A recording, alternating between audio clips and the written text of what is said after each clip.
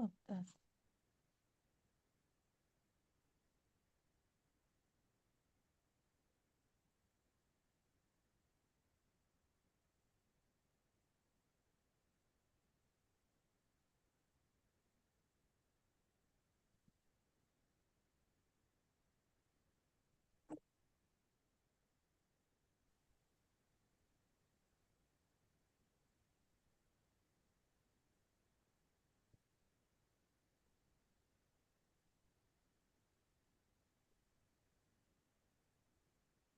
you what? Right, everyone. Good afternoon. It is 12:01 in the East Coast of the United States, Washington, D.C. My name is Dr. Rami Azoine. I am the lead faculty here at the Global Health and Education Project. We are a nonprofit organization based in the Washington, D.C. area. Our mission is to eliminate health disparities by addressing the social determinants of health. The social determinants of health are the non-medical factors that impact health outcome. We have been in existence since 2011 and we are training the next generation of public health practitioners through our highly rated program, the Public Health 360 program. Welcome you again. A few announcements. Please use this opportunity to rename your Zoom names, so that we can know who you are, especially for our fellows. Go top right on the three dots, click, and then you rename. We want to welcome all our guests who are joining us today.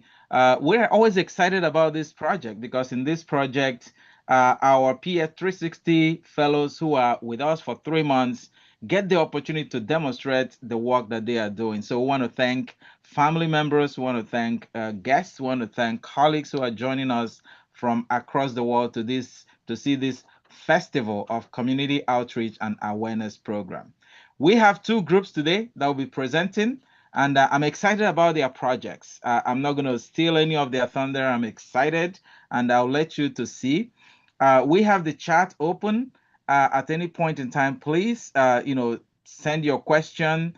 If you want to send the question to me alone, I am Romuladus Azune in Zoom and the host. You can send those questions to me.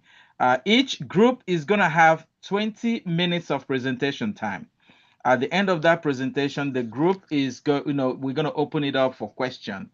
You can unmute to ask question. You can also, chat, and I will repeat the question, and the group will be given the opportunity to present, to answer your question. So we're really excited. Before I start, I just want to check in with the teams. Any questions? Any clarifications?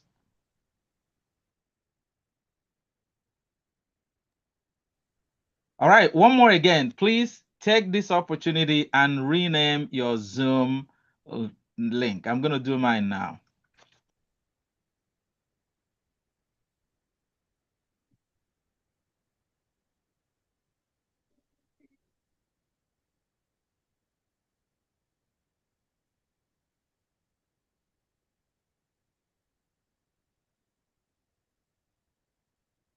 Good, good, good, good, good. I'm seeing 13 people, and I know this is going to grow gradually. All right, so who wants to go first? Who's ready? I think we can go first. All right, come on, Daniel. Thank you so much. The floor is yours. Let me just make sure that you're able to share. Um, Please use this opportunity. Clint, rename your Zoom link. Fiona, rename your Zoom link. Abdul Hakim, rename your Zoom link. Eben Ekoyota, rename your Zoom link. All right, you know how to do it. You scroll to the top right hand, and then you're able to rename. Click rename, and then you can look at Peer 360 fellow.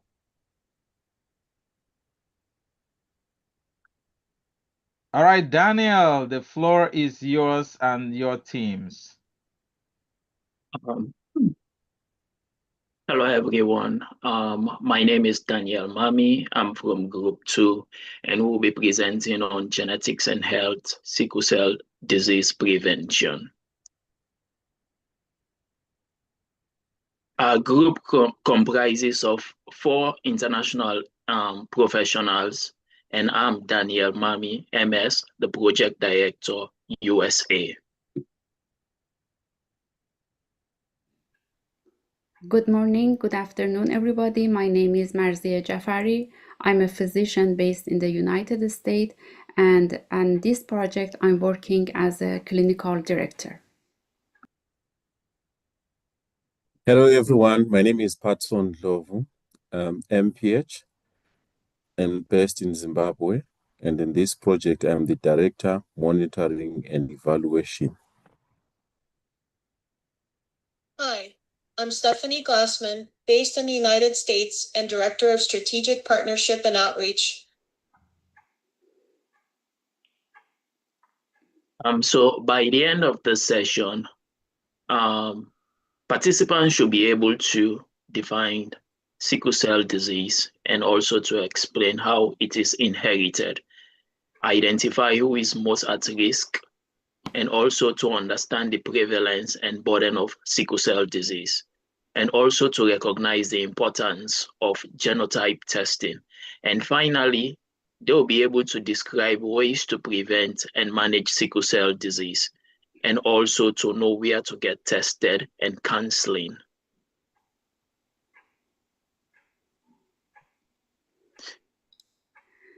So at the first step, we need to know what is the sickle cell disease.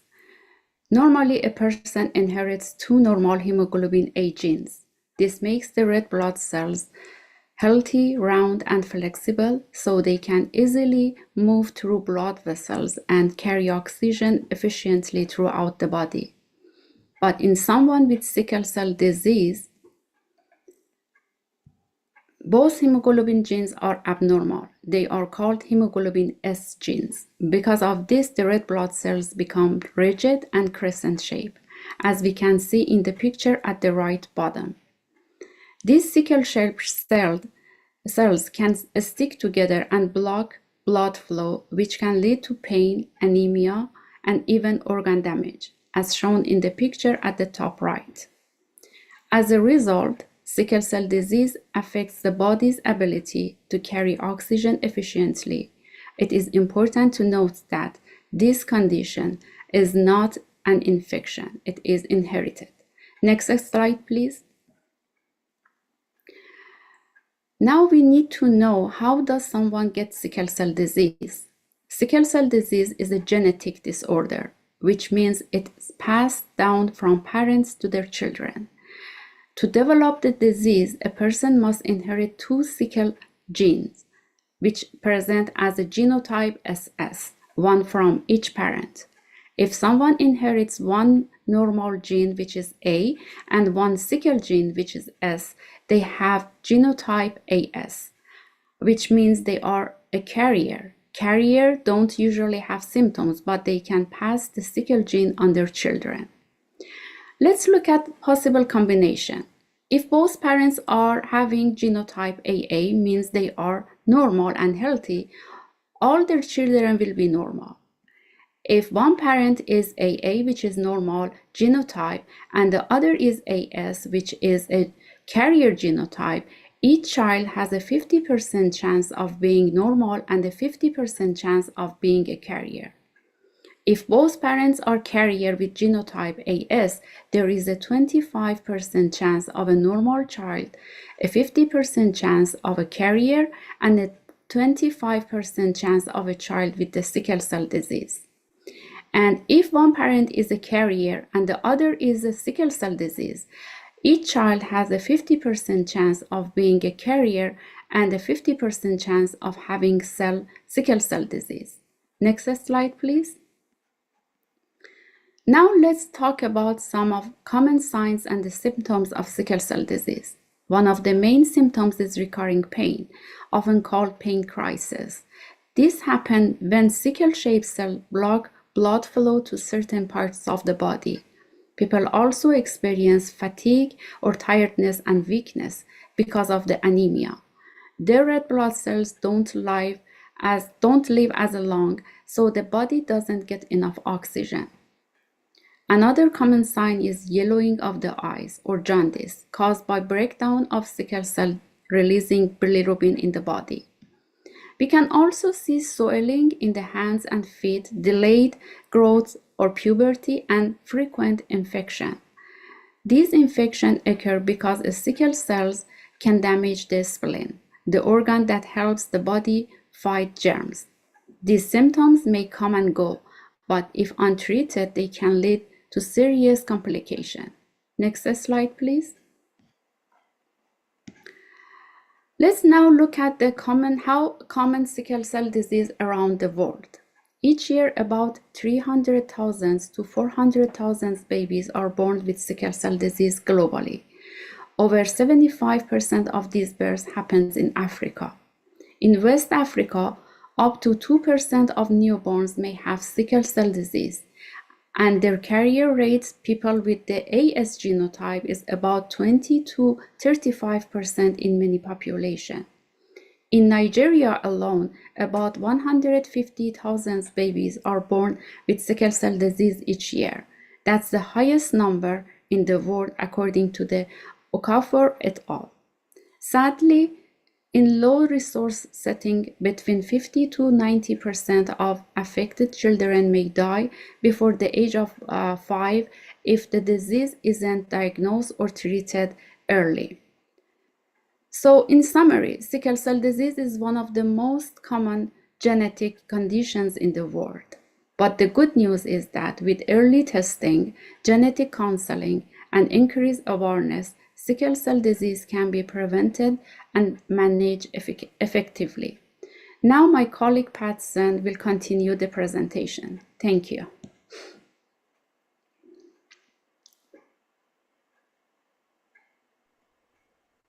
My name is Patson Ndlovu once again.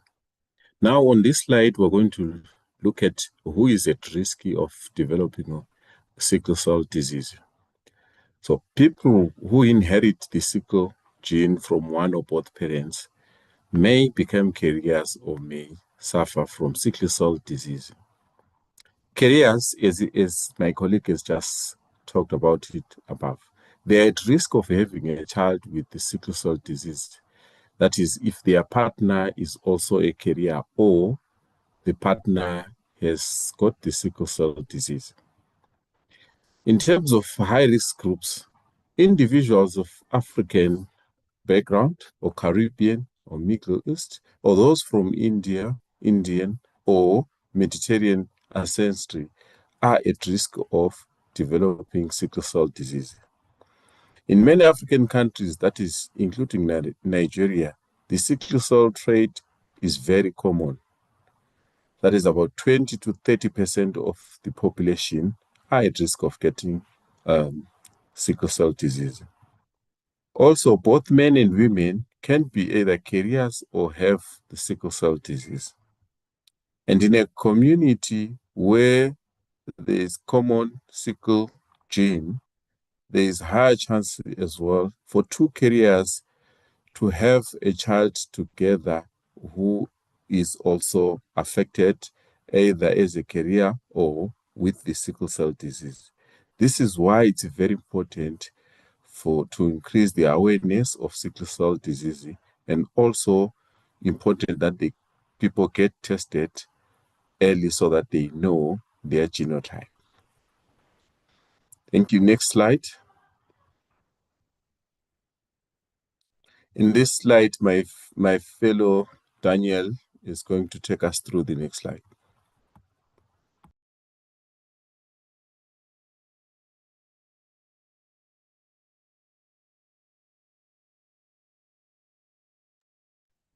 Daniel, I think you are muted. Kindly unmute.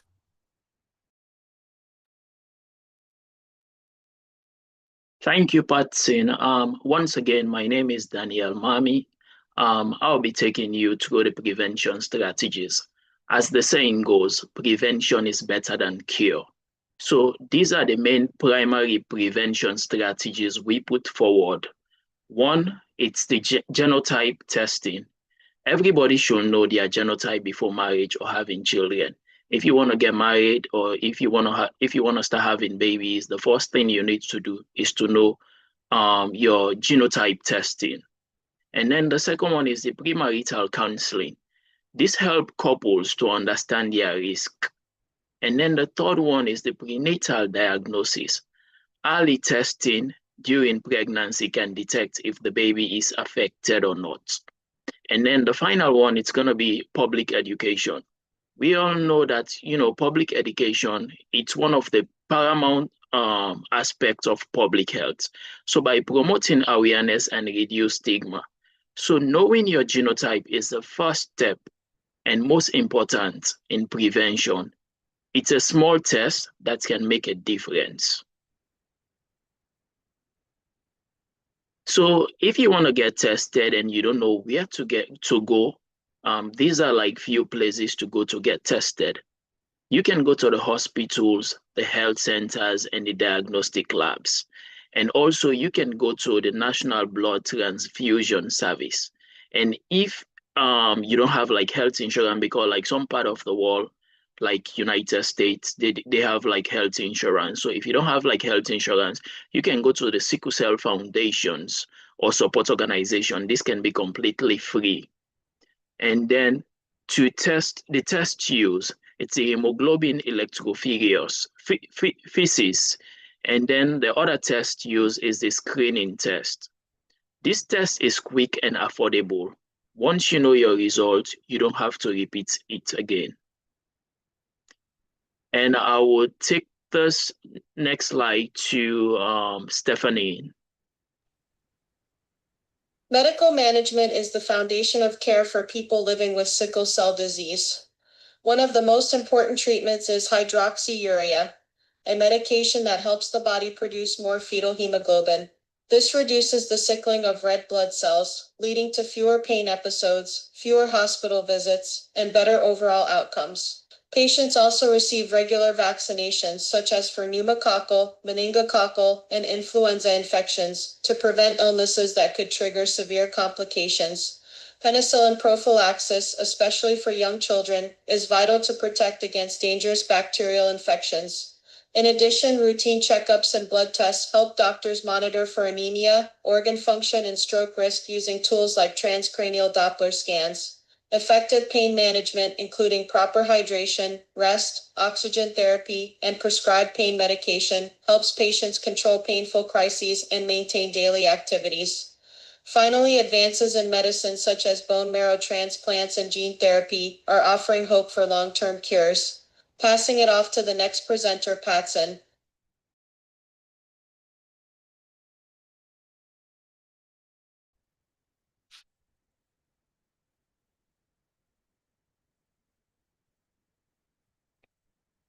So on this slide, we're going to talk about tips or exercise that you can do if you are living with sickle cell disease. Engaging in controlled low moderate intensity exercise, for example, taking regular walks around the compound or yard is very useful. However, when you exercise, you need to drink a lot of water. That is at least 12-ounce glasses of water per day during hot weather. Also, you need to avoid extreme temperatures. For example, do not swim in cold water. Wear warm clothes when cold, and you need to stay in a well-ventilated room when it's hot. Also, you need to engage in progressive muscle relaxation exercise to reduce pain when you are in pain. Also, eat fruits, vitamins, green vegetables, whole grains, and lean proteins. This is very important so that you maintain your health. You need to also reduce or avoid stress and treat any infection as early as possible. That is, you may need to go and see your doctor whenever necessary. You also need to get treated for other medical conditions like diabetes mellitus that can worsen the sickle cell disease condition. If pregnant or planning to be pregnant, you need to register for antenatal care as early as possible so that they could screen and detect any sickle cell trait or disease. You also need to avoid smoking and drinking alcohol, as this also can affect your body disease. Next slide, please.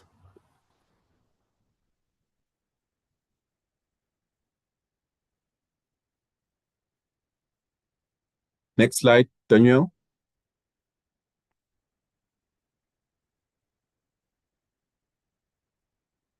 So on this slide, we're going to talk about the resources where one can go to get information, to get the support when they are living with the sickle cell disease. The first one there, we've got support groups, that is Sickle Cell Disease Association of America, that is based in the US, as well as National Sickle Cell Advocates Network.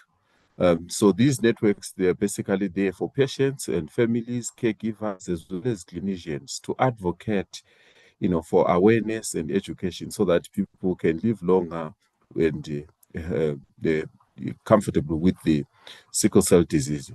Also, we've got Africa Sickle Cell Organization that collaborates with the World Coalition on Sickle Cell Disease in the Sub-Saharan Africa. So these ones, they also foster an open dialogue and collaboration between patients living with the disease, as well as healthcare providers, researchers, and policymakers. There is also Africa Sickle Cell Alliance. This is in Nigeria. They are also there for advocacy and awareness. There is Zambia Sickle Cell Anemia Society that conducts research to inform and educate people living with SCD, and healthcare providers. Also, in terms of websites that one can visit to get more information on sickle cell disease, we've got the Centers for Disease Control. We also have Genetic and Rare Disease Information Center, and also US National Library of Medicines.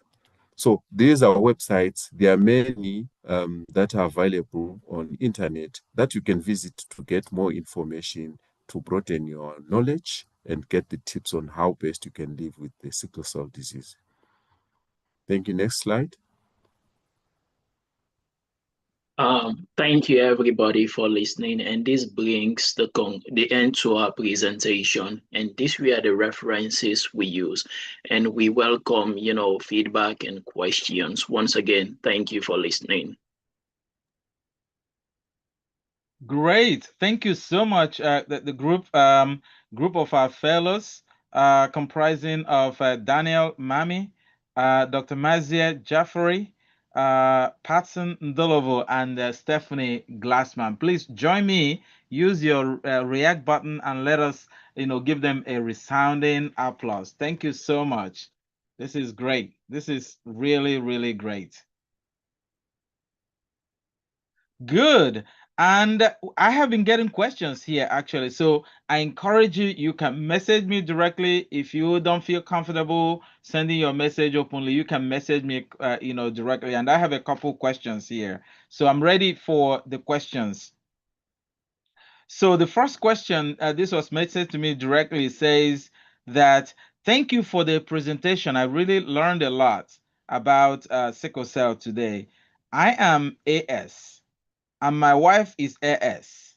Is there a way for me to predict when we might have a child with SS? Who wants to take that question?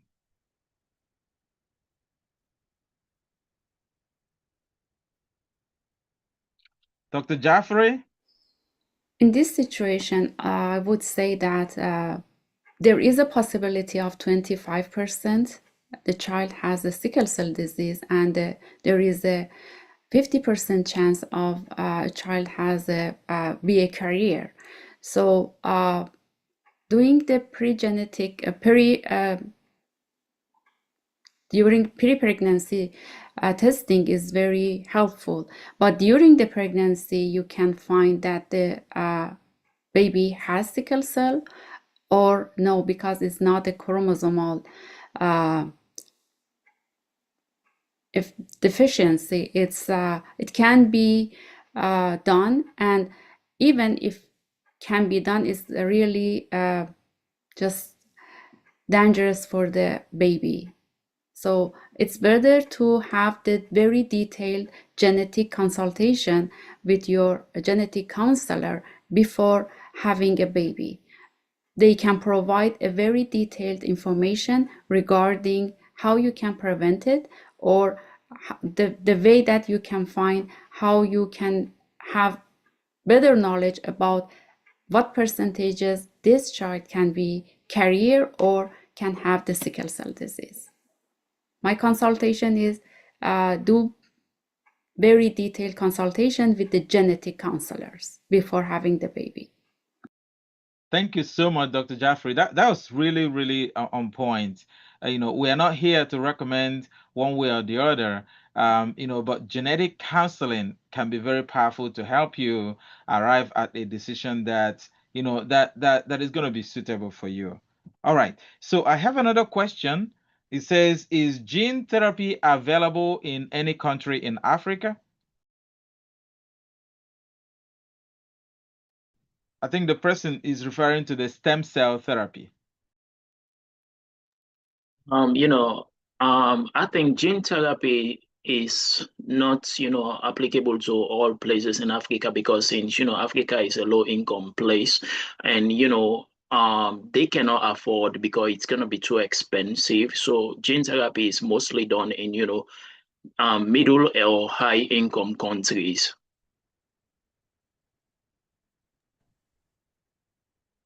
Any other thing to add by the group members?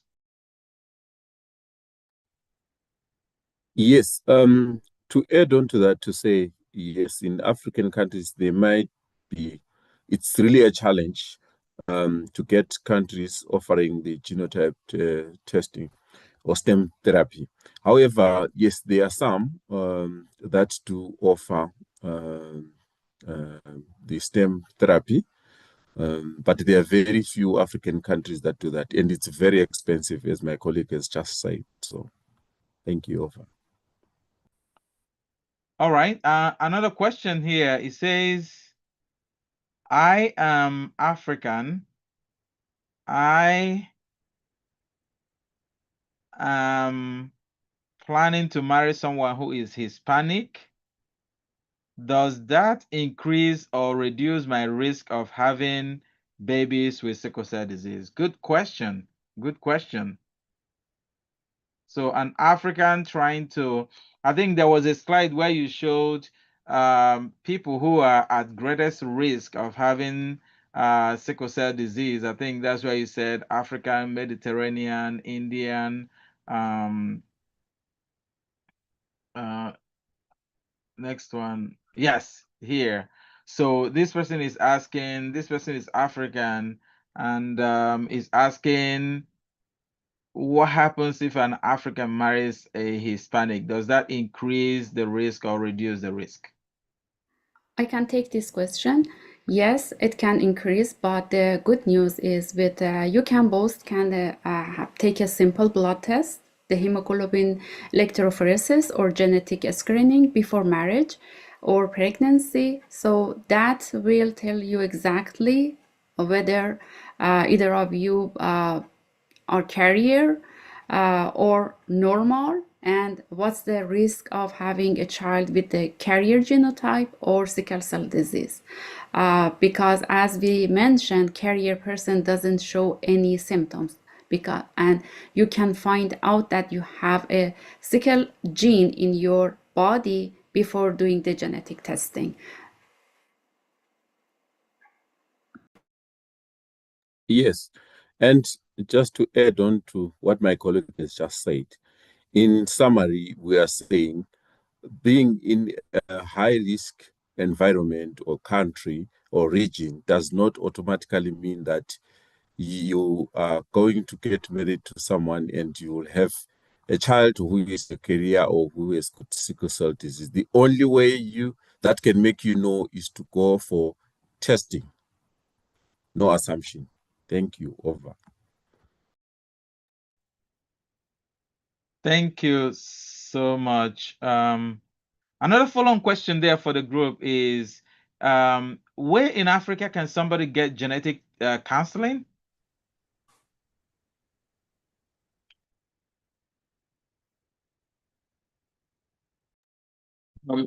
Like most times, the Ministry of Health and Sanitation, they offer those.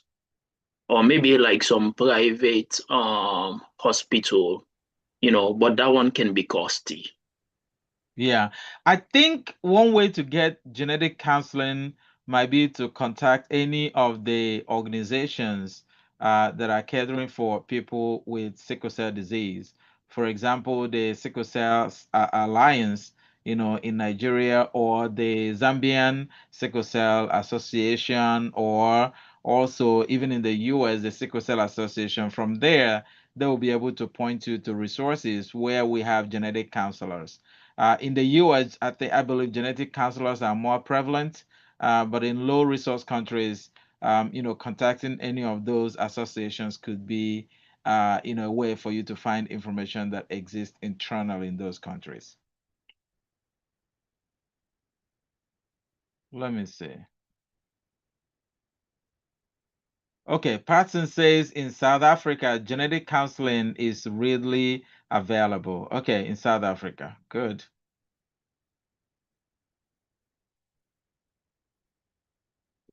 All right, thank you so much for an excellent presentation. I'd like to thank you for your presentation, for the education, and for the promotion that you've given us. I think I like the biology and overall the information that you have shared today. Thank you so much.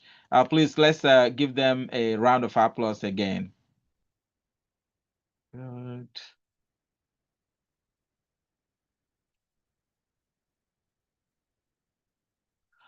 All right, I've seen a number of our Peer 360 alumni who have joined us. Thank you so much for your time. We've also seen a number of guests who've joined us.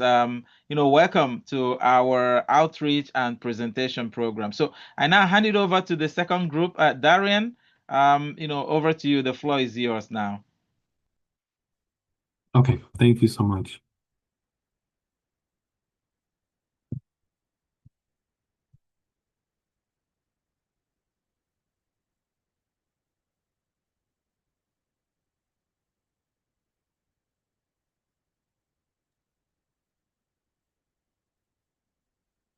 Okay, hello everyone. My name is Darian Perdomo. Today's presentation is called Autism, Understanding Developmental Disabilities. We're presenting this on behalf of Global Health and Education Projects. First, I'd like to go ahead and have our team introduce ourselves. This presentation, it was developed by a diverse team of public health scholars and professionals located across the globe. The team includes myself, Darian Perdomo, MPH United States, and I'm the project director and director of monitoring and evaluation. Good morning and good afternoon, everyone. I'm Soumya, MPH, and I'm based in USA, and I'm Director of Outreach and Communications. Hello, everyone. I'm Clint White, MPH, based in the United States, and I am Director of Technology and Platforms Development. Hello, everyone. I'm Ikpe Koyata, MPH, based in Nigeria, and I'm the Director for Strategic Partnerships.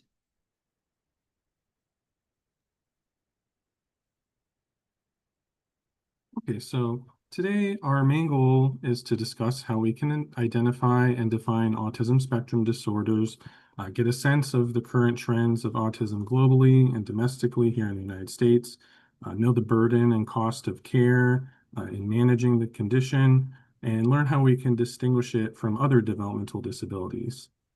We're also going to describe some of the early indicators, the risk factors that can contribute to development of autism, and how to manage the condition over the long term, and some of the tools parents and family members can utilize to screen for autism and receive support. It is important for the public to have knowledge of these points, especially with the rates of autism increasing globally, as well as in the United States in recent years, where childhood rates have increased over a short span of time from 1 in 36 to 1 in 31 children, according to studies that were conducted just 2 years apart in recent years. The critical actions to take with autism spectrum disorders are to identify and intervene as soon as possible, to promote care that is culturally competent and accessible to people of all backgrounds, to improve general understanding of the condition in our social structures and society, as well as in our public-facing services such as our schools, workplaces, and healthcare institutions. And this is in order to foster a more inclusive environment for those with autism and other developmental disabilities. And now I'm going to hand off to Salmia Nala. What is autism? Let's begin by understanding what autism actually is. Autism, it is also known as autism spectrum disorder. It is a neurological and developmental condition that affects how a person communicates, learns, and behaves. The term spectrum is used because it varies widely in severity and characteristics from person to person. Now let's look at how autism is common in the United States. Currently, about 1 in every 31 children in the United States are being diagnosed with autism. And among adults, it's around 1 in 45. It is also more common in boys, about 4 in 100 boys compared to 1 in 100 girls. So, boys are about 4 times more likely to be diagnosed than girls. The cost of care and management.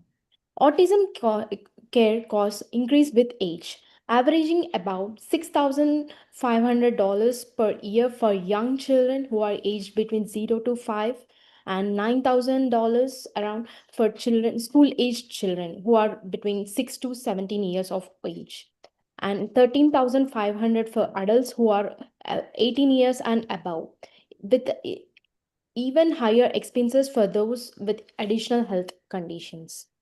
Next slide, please. This is the global prevalence of autism.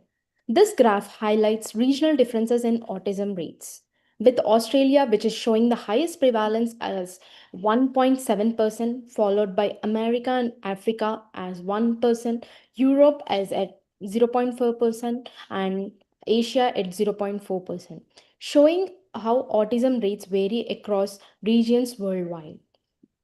Next slide, please.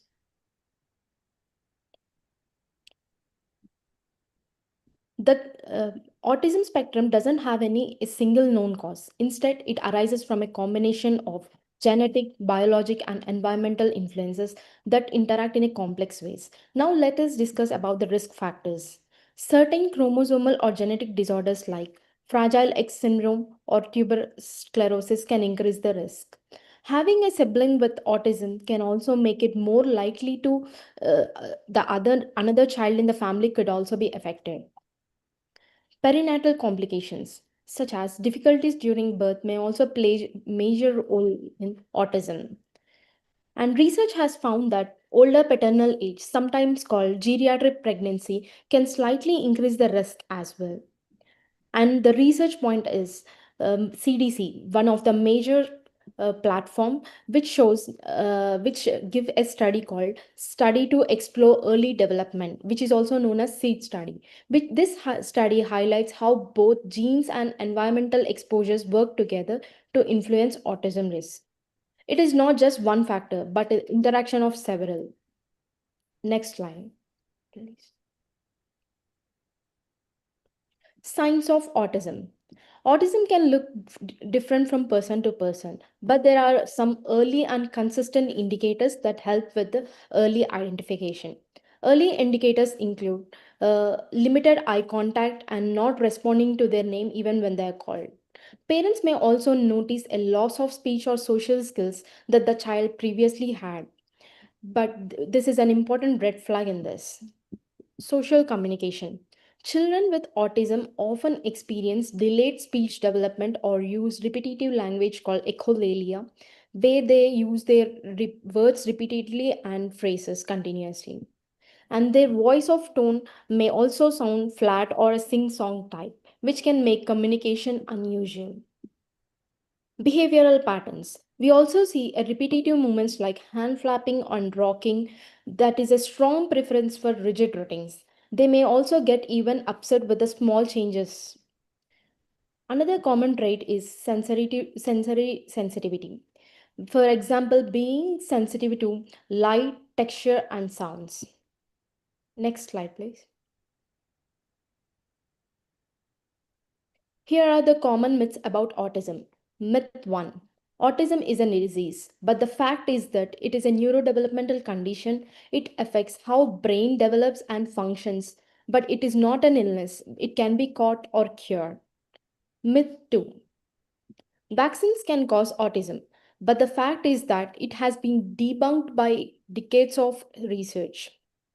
The original study suggested that there was a link that was retracted due to serious and ethical concerns, but there is no credible evidence connecting vaccines to autism. Autism can be cured. Myth 3. But the fact is that autism is a lifelong condition. However, with early intention and the rigid support system, individuals can gain independence and thrive in their daily life. Myth 4. Tylenol causes autism, but the current evidence is not conclusive. Some studies have explored a potential connection, but the findings are inconsistent.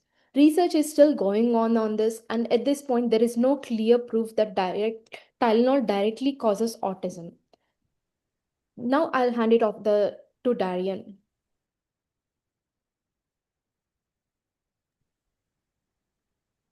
Okay, so as we touched on earlier, some early diagnosis and intervention are one of the most important aspects to consider when dealing with a developmental condition such as autism. The most important first place that people all over the world should go to and utilize is their country's Ministry of Health or other health system located in their country. In the United States, that would primarily be the Department of Health and Human Services, or DHHS, and also the Centers for Disease Control and Prevention, or CDC. One of the most prominent resources parents and family members can utilize here in the US is administered by the CDC, and it's a program called Learn the Signs, Act Early.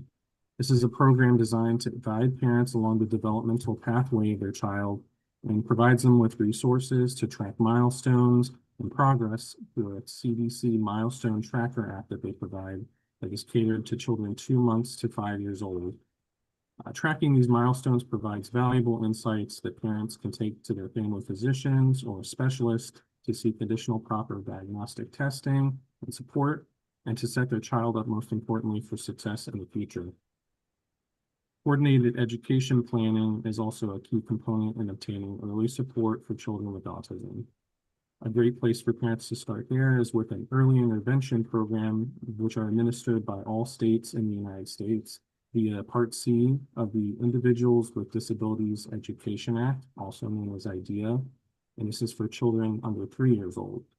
If a child is over age 3 and already in school and you have concerns for autism or developmental disability, IDEA also mandates child find evaluations.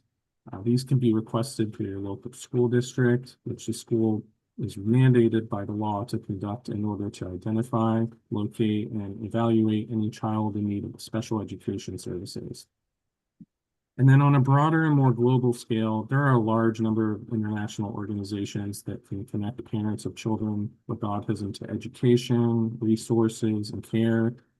Organizations such as the Autism International Foundation and the Global Autism Project. And then there's as well many organizations within the United States, such as the Autistic Self-Advocacy Network, as well as Autism Speaks, which is probably one of the most familiar organizations to those living in the United States.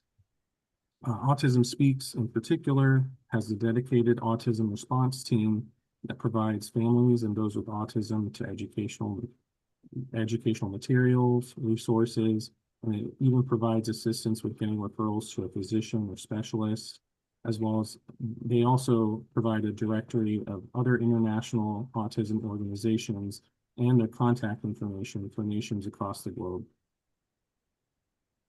And now I'm going to pass on to Clint White.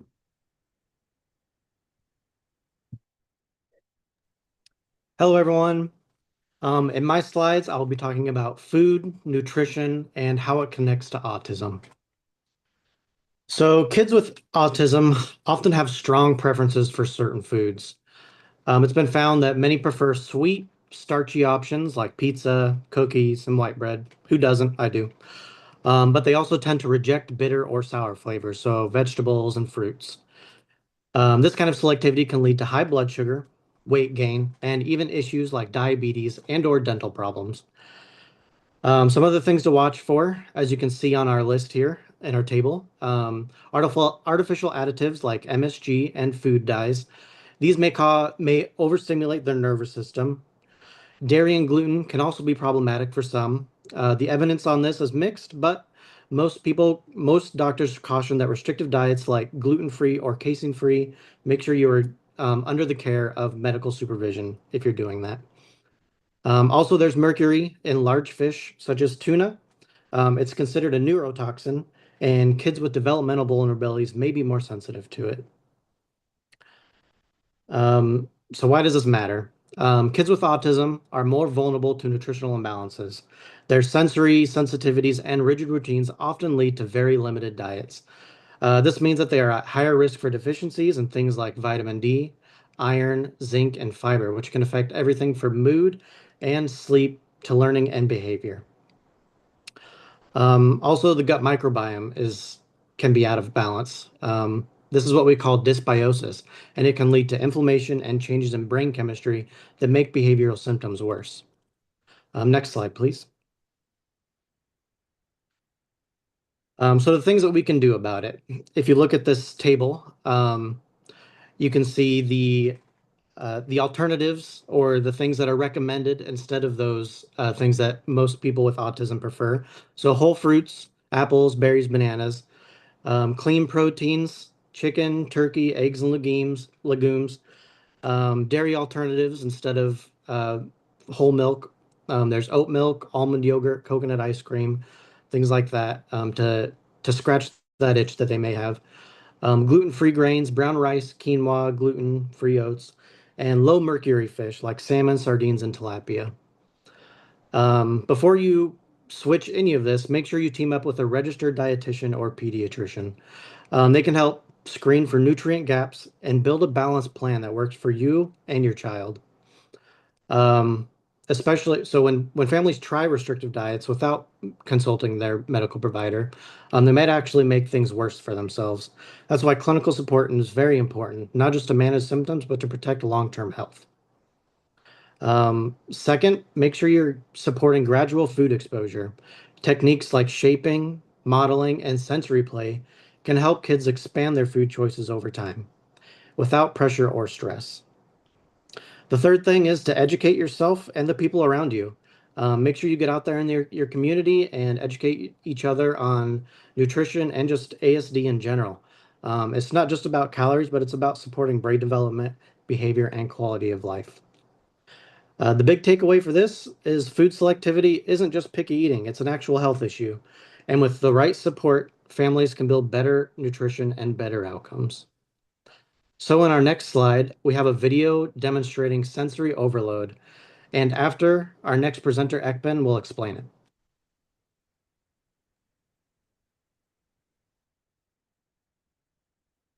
Let's talk about sensory overload. Many autistic individuals experience sensory processing challenges where everyday noises, lights, or textures can feel overwhelming. This video will help you experience what that might look like. Try reading the paragraph on the screen silently or out loud.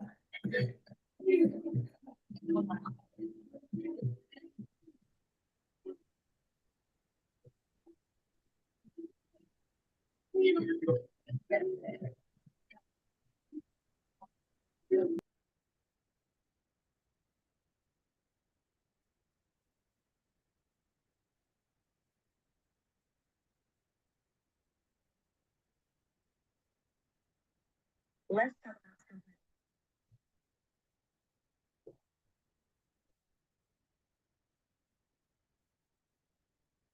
Okay, next slide, please.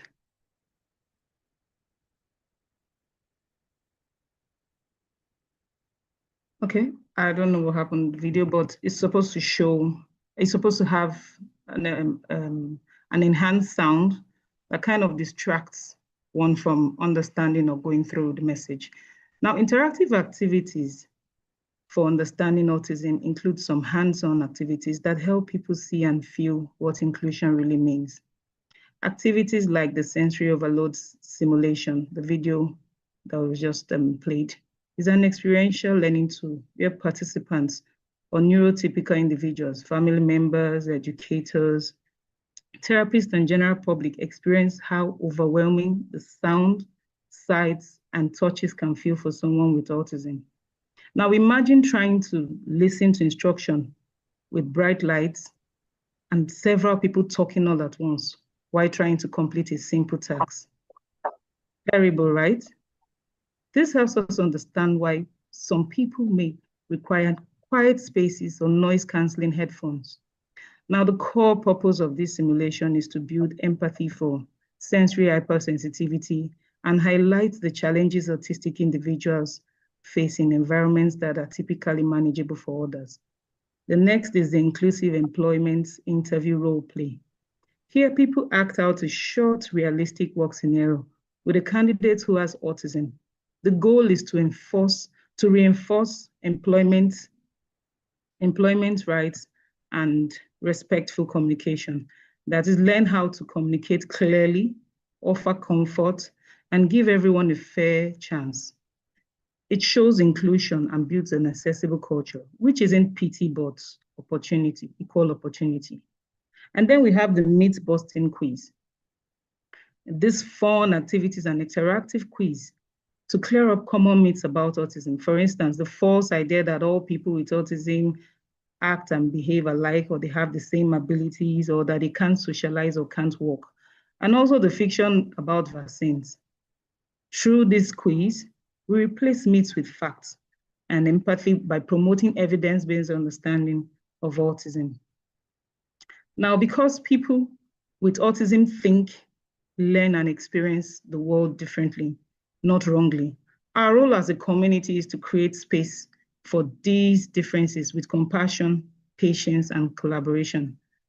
To encourage inclusion when engaging with individuals on autism spectrum, tips like using clear, simple terms, literary language, and avoiding slangs or phrases that might confuse them works very well. So you avoid such things. And then respect behaviors like stimming. That's when someone rocks, flaps, or hums to calm themselves. It's not misbehavior, it's a coping mechanism. Above all, we focus on their strengths and unique talents rather than their challenges, because everyone has something valuable to contribute. Then they'll have practical digital health tools, and they include the visual schedules, which help children understand routines better. The AAC, that's augmentative alternative communication tools that help non-verbal individuals express their needs and feelings. These are simple, low-cost ways that can be implemented to make smoother for diverse community settings. Next slide, please.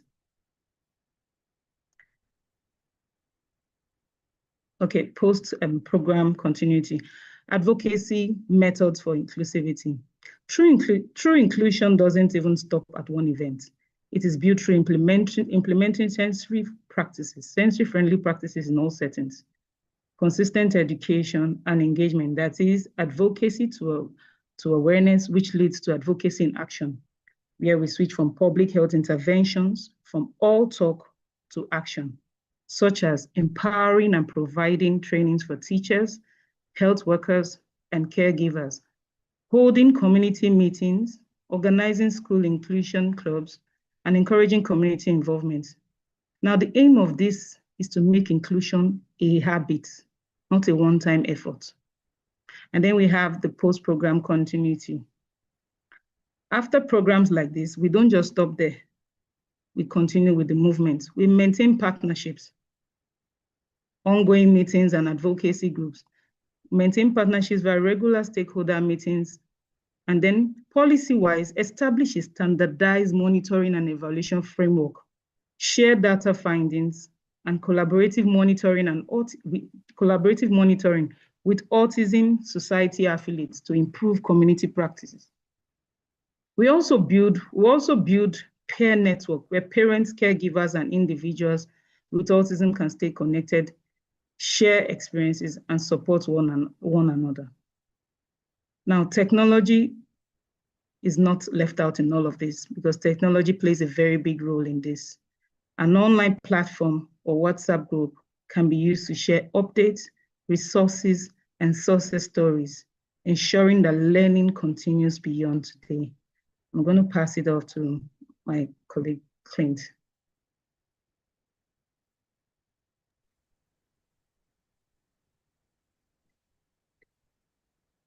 All right. So in conclusion, our commitment to equity, respect, and freedom. Autism represents neurological diversity, requiring compassion and collaboration between everyone, the community, and everybody. We want to make sure that we celebrate neurological diversity during World Autism Awareness Month, and that it will be in April next year. Our key messages that we want to make sure you take away with you: early intervention improves outcomes. Advocate for equitable access that through the IDEA program, Medicaid in the United States, national healthcare insurance in African countries, and other countries' universal healthcare systems, and promote inclusive, sensory-friendly communities. That concludes our presentation, and we're standing by for any questions you may have. Thank you for coming. Thank you so much. This is excellent. Please let us use our react button and let's give them some love. Congratulations. This is wonderful. This is great.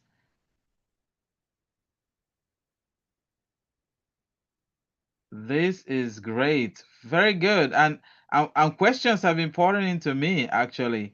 I have one question here from our Peer 360 alumni. You know, Nathaniel asks a question. He says, given the rise in autism rates, how has early detection improved autism? What role has early detection played in improving diagnosis?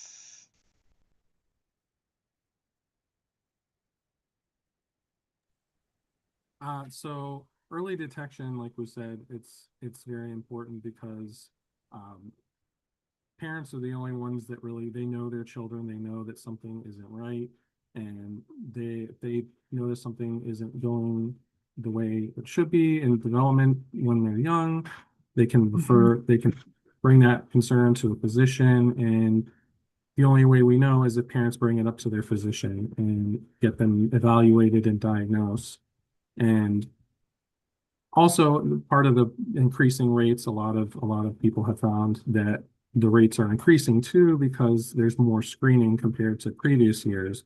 In previous years, people were not being screened the way that they are now. It was more of a taboo subject. It wasn't addressed, and now it's more permissible and it's being encouraged to discuss developmental disabilities like autism, and that's also, in a good way, it's positively driving up the rate, but that's because it's being caught and it's being identified as well.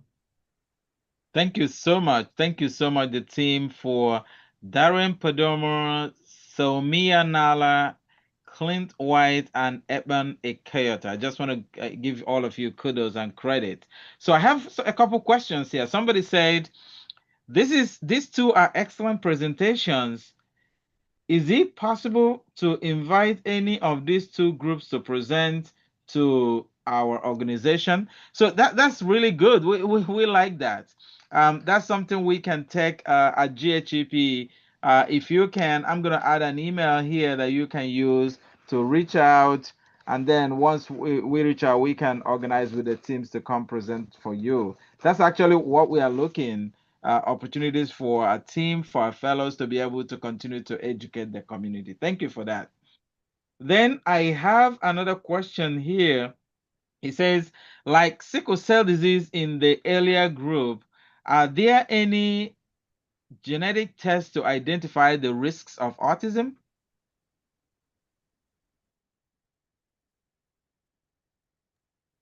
So the difficult thing with autism is that there isn't really a specific like autism gene that can be identified. It's mostly just certain risk factors that seem to increase the risk for it. So like we mentioned earlier, like having a sibling increases the likelihood of developing autism in another child.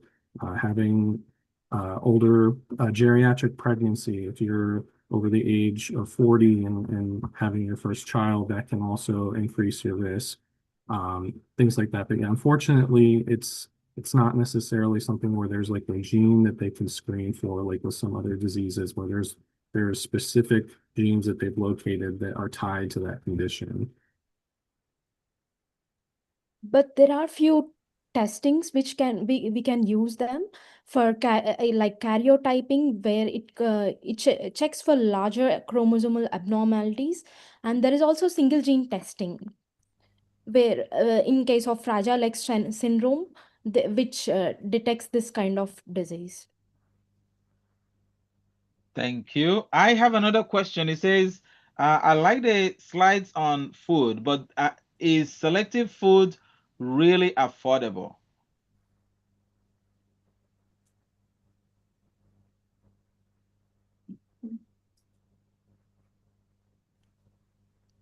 So yeah, I'm sorry. So the question is saying that you presented what you call selective food, right? You gave an idea, or you gave some idea about gluten-free, this kind of food.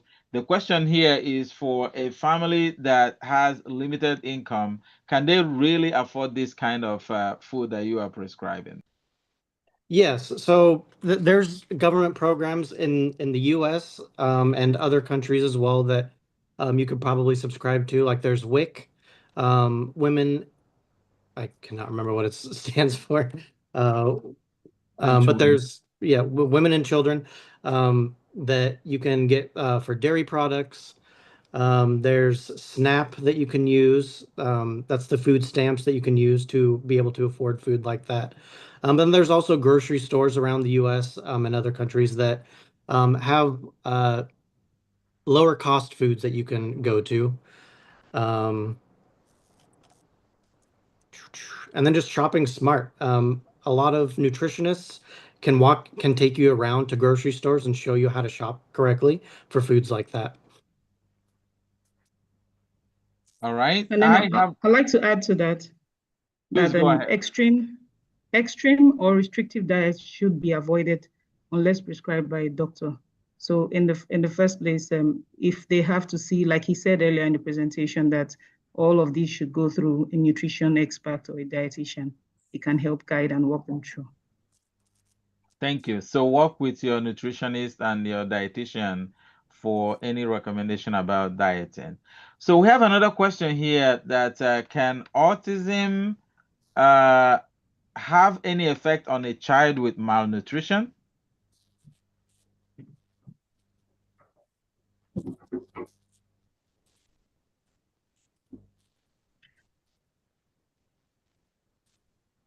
Sorry, I keep forgetting to unmute myself. Yes, like I mentioned before, having those very restrictive diets can definitely cause more behavioral problems and cause those behavioral issues that Salmia mentioned, the kind of flapping and sing-song voice and vocal issues become more prevalent if your child is malnourished. Okay, I have another question here. I think everything is almost about food. What is the role of pesticides and processed food in autism? Clint, you're muted. You're muted. We can see your mouth moving. Every time. So just make sure that you're washing your fruits and vegetables. That there's going to be pesticides on everything. But if you wash off your fruits and vegetables before you eat them, that's going to remove 90% of the pesticides that are on your food. So it shouldn't have an effect. If you don't, then yes, it will definitely affect your child if you're not washing your fruits and vegetables. Thank you. Even if pregnant women can also lead to this as a prenatal exposure. Organophosphate pesticides can also, like if a pregnant woman having a pesticide food containing organophosphates can also lead to this kind of new brain developmental disabilities in fetus.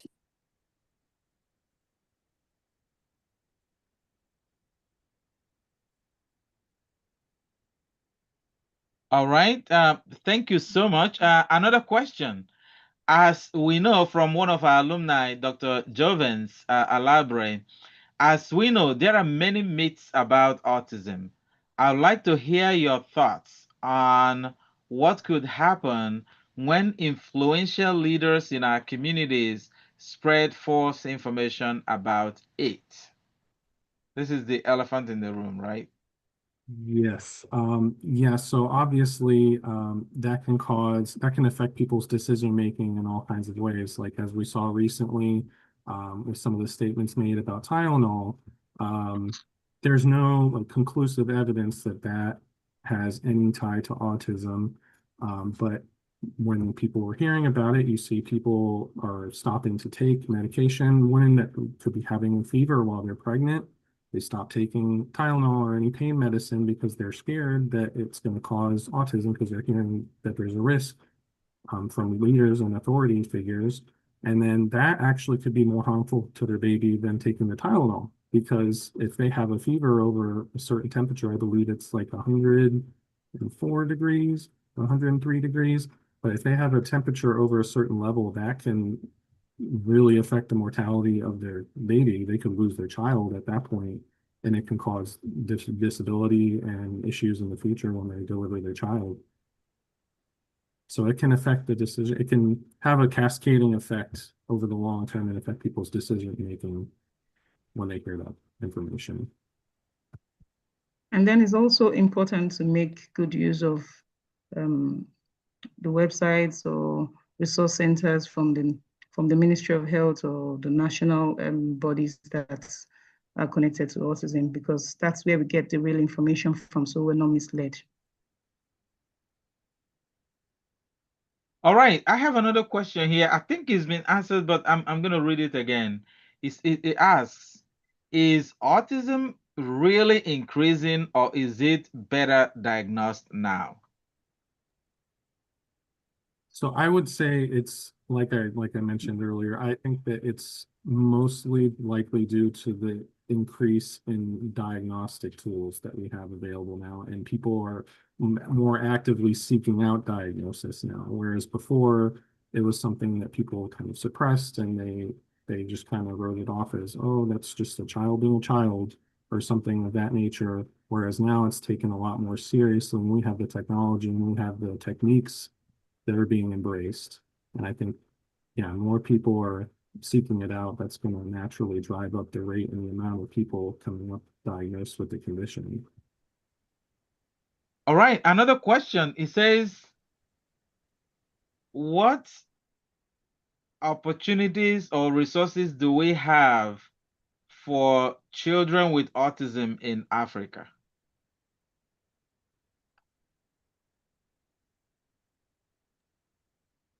No, okay. Sorry, go ahead. Well, go ahead.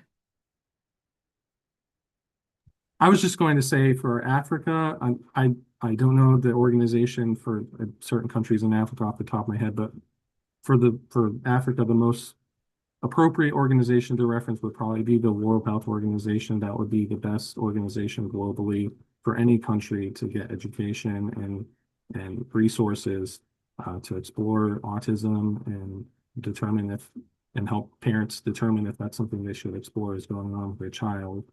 But yes, organizations like the World Health Organization would be the most appropriate. Okay, I'm going to say that because most of the countries in Africa, LMICs, low and middle income countries, awareness and advocacy hasn't really got into some of these countries.